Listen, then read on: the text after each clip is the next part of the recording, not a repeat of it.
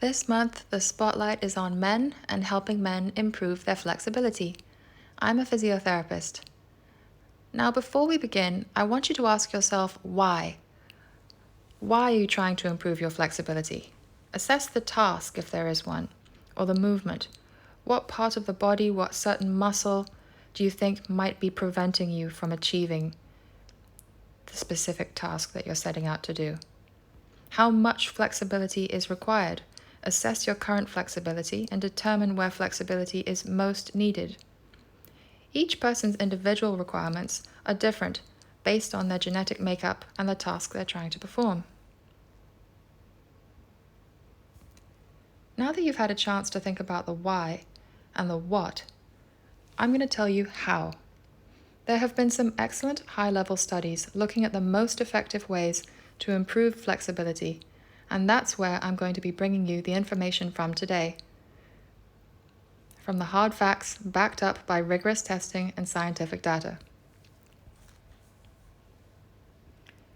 There are several factors that determine flexibility, and therefore our approach to flexibility needs to be multifactorial.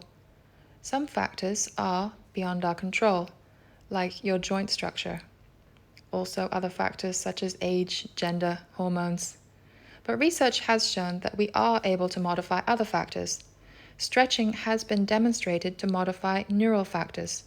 We will discuss how much and what type of stretching.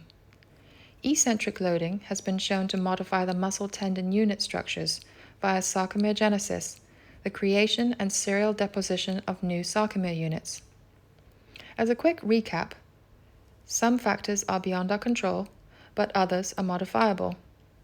The two main ways we can modify our flexibility is via stretching and eccentric loading. If you are not familiar with the term eccentric loading, I want you to picture a bicep curl. So in order for the biceps to shorten concentric means to shorten, the opposing muscle, in this case the triceps, need to lengthen. So this is an example of the triceps being loaded eccentrically. So the parameters that are required for eccentric loading are working up towards 70% of your 1 rep max. And that might sound like a lot, so perhaps it is something that you want to work up gradually towards. You're going to be doing 8 repetitions and 5 sets. But the good news is this does only need to be done once a week for it to be effective and for you to see improvements in your flexibility. Stretching, on the other hand, does need to be done more frequently. There are several different types of stretching, and you need to be doing the correct type of stretching at the correct time. So dynamic stretching is something that's done prior to exercise, but after your warm-up.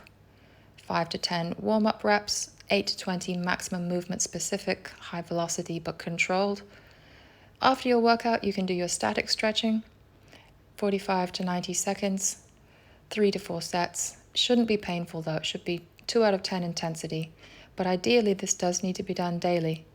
PNF, you may have heard of, is when you contract the muscle for 5 seconds, then you relax it, and then you stretch it for a minimum of 30 seconds. And usually 5 sets of that as well. But it is extremely effective. And sometimes you can do that with a partner, or you can use a belt. So I hope this has given you some insight. Through stretching in this specific way, we can improve our tolerance to stretch via modifying the neural factors, as discussed, and via eccentric loading, we can get mechanical adaptations via sarcomerogenesis. If you have any further questions, you can contact me via my Instagram, which is wings_physio, and I'll be happy to answer any questions that you might have.